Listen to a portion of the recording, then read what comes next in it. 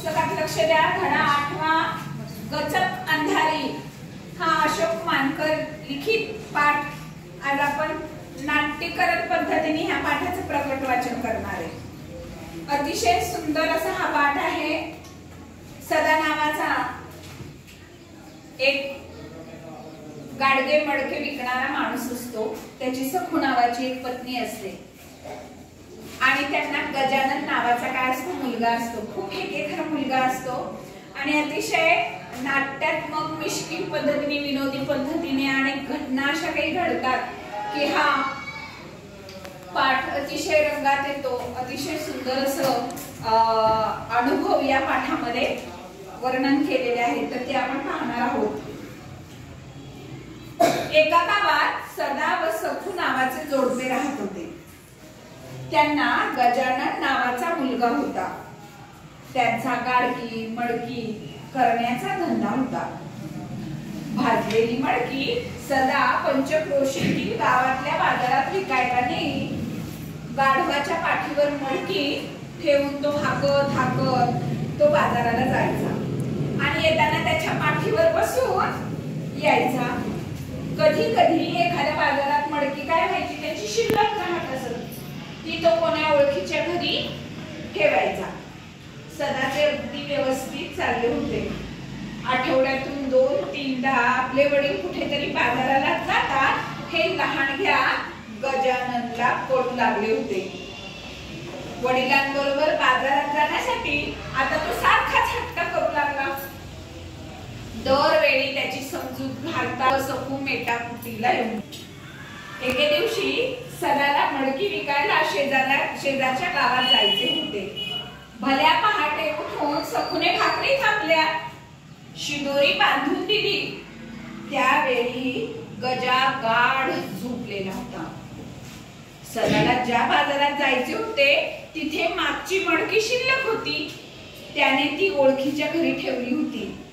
त्यामुळे त्याला फक्त गाढवावर बसून जायचे होते. त्याने गाढव रात्रीच गावात चरायला सोडले होते. ते शोधले आणि त्यावर बसले की परस्पर निघायचे. या बेताने सदाने आवरले.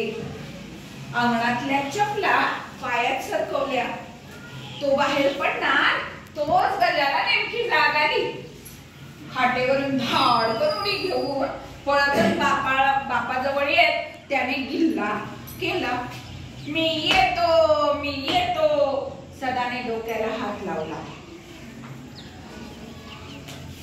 रात्री सदाच्या गावाजवळच्या परिसरात जोराचा पाऊस झालेला. वादळी पाऊस झाला होता. विजा कडाडल्या होत्या. गारपीट झाली होती आणि त्या तडाख्यात एक वाघ सापडला होता. वाघाने बाव चढून आपल्या जागेवरून पळ काढला होता. आस्था शोधत तो सदाच्या गावात येऊन धडकला होता. पहाटेपर्यंत कुठेतरी आश्रय घेऊ नि झुंजू होताच इथून निघून जाऊ या हिशेबाने वाघाने गावात जागा शोधण्याचा प्रयत्न केला. इकडे शोध तिकडे शोध करत त्याला एक पडके खिंडार दिसले. आज जाऊन वाघ बाजूच्या भिंतीलगत उभा राहिला. ही सदाच्या घराची मागची भिंत होती. साहजिकच खिंडारात भिंतीशी उभ्या असलेल्या वाघाला सदाच्या घरातले बोलणे स्पष्ट ऐकू येत होते. सदा विचार करत म्हणाला, बाबू तुले म्या नेलो असतो पण अंधार किती हाय. रातच हाय ना अजून. गजा उसळला. असू द्या मी येतो मी येतो. लेका रस्त्यावर या वक्ताला कोला असते बरं. असू द्या. लहान लेकराने उचलून नेते म्हणतात ते. नेऊ द्या काही नाही. मी येतो मी येतो. तिकडे लाडका येते मग. येऊ द्या. मी येतो येतो म्हणजे येतो. पुढे जंगल लागते. जंगलात वाघ असतील त्या टाइमाले असू द्या, काय घेऊ नका दाखवू मले वाघ फागाचा. ते ऐकून वाघ मनाशी म्हणाला, डोळे चाटेल पट्ट दिसतंय राहिलं, डोळे चाटेल पट्ट दिसून राहिलं. वाघानं खाल्लं ते तुले. सदानं म्हटलं. तसा गजा तोंड रेडावर म्हणाला, मले खाल्लं तर तो काय तुम्हाले सोडणार आहे काय? काय नाही मले माहित आहे, काय नाही मले माहित आहे. मी येऊ नये म्हणून तुम्ही मले भेव दाखवून राहिले. सदाने विचार केला, मोठे डोळे मोठे करून म्हणाला, या वक्ती जंगलात कधी ना तू गचक अंधारी भेटली तर म्हणू नको मले. गजा गजबजला, गजा गडबडला. गचक अंधारी, त्याने हे नाव मात्र नवीनच ऐकलेलं होतं. हाऊ गचक अंधारी, काय होय हे गचक अंधारी? गचक अंधारी माहित नाही तुले? लेका गचक अंधारी वाघा सिंहाली एका घासात खाते म्हणतात. आपल्याला भेटली ते काय नाही गो, एवढं तरी हाय काय फक्त. आता गज हादरला, शहारून आईजवळ पळाला आणि म्हणाला, मी नाही येत मग, जा तुम्हीच. सदाची युक्ती फळाला आली. वाघ मनातून भ्याला, कोणती गचक अंधारी होय बाबा, आपल्याला भेटली ना. काय नाही भाऊ, थोडं सर्दी साले लागल्यावर चालले जाऊ आतून. सदा लगबगीने घराबाहेर पडला. रात्री चरायला सोडलेले गाढव शोधू लागला. अद्याप ग्रुप अंधार होता. ही गल्ली बघ, हा उकिरडा बघ, तो बघ, असे सगळीकडे फिरत अखेरीस त्याच्या घरामागच्या खिंडाराजवळ आला. भिंतीशी वाघ उभा होता. दुरून त्याची अस्पष्ट अशी आकृती दिसताच सदा स्वतःशीच उद्गारला, हाय सायाचं, मी साऱ्या गावात पाहून राहिलो आणि हे गधळ पाहिलं तर जीव. सदा तरा तरा चालत आला. गचकन वाघाचा कान पकडला आणि टाक फेकून टक्कन त्याच्या पाठीवर बसला. वाघ प्रचंड हादरला. बापरे, हे गचक अंधारी हाय असं स्वतःशी म्हणताना त्याला हिवरलं.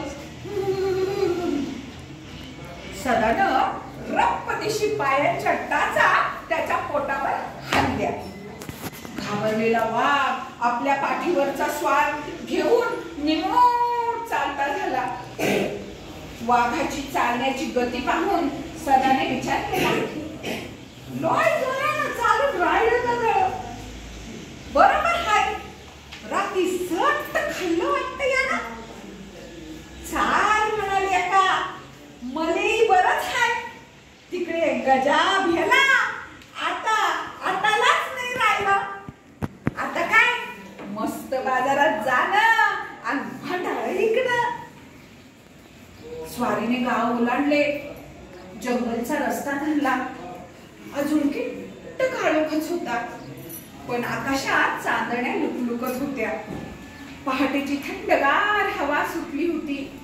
हवेच्या झुळका सदाला मोरपिसाच्या स्पर्शासारख्या वाटत होत्या. आणि इकडे वाघाचा धावा सुरू होता.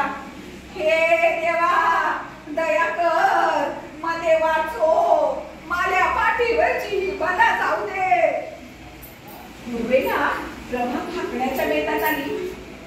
मान डोलावर इकडे तिकडे पाहताना सदाचे लक्ष वाघाच्या पाठीवर गेले.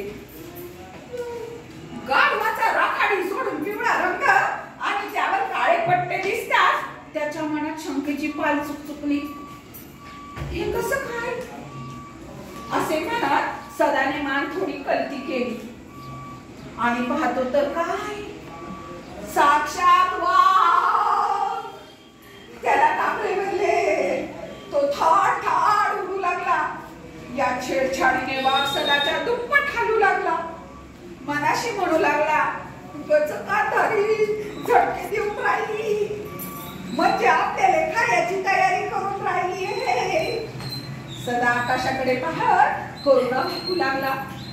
हे ईश्वरा, काय बुद्धी दिली बाबा. गध सोडून वाघाच्या पाठीवर बसलो आणि हा वाघही मध्ये घेऊन चालला. वरती आले दिसलो तर तो हा माळी नळी फोडल्याशिवाय राहत नाही. मला वाचू याच्यातून, या संकटातून तार. सदाला दरदरून घाम फुटला. एवढ्या थंड वातावरणातही घामाने तो वर पासून खालपर्यंत थबथबला. डोक्यापासून घामाच्या धारा उघडू लागल्या. घाम वाघाच्या पाठीवर उतरू लागला. तेव्हा वाघाची घाबरमुंडी उडाली. घेऊ आता तर गांधारी पाणी सोडून राहिली म्हणजे मले हे आता पाण्यात भिजू भिजू खाते.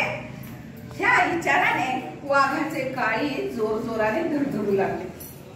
कापडी भरलेला सदा सुटकेचा काही मार्ग सापडतो का म्हणून इकडे तिकडे पाहू लागला. दूरवर त्याला एक वडाचे झाड दिसले. त्याच्या पारंब्या जमिनीपर्यंत आलेल्या होत्या आणि हा रस्ता वडाच्या झाडाखालून जात होता.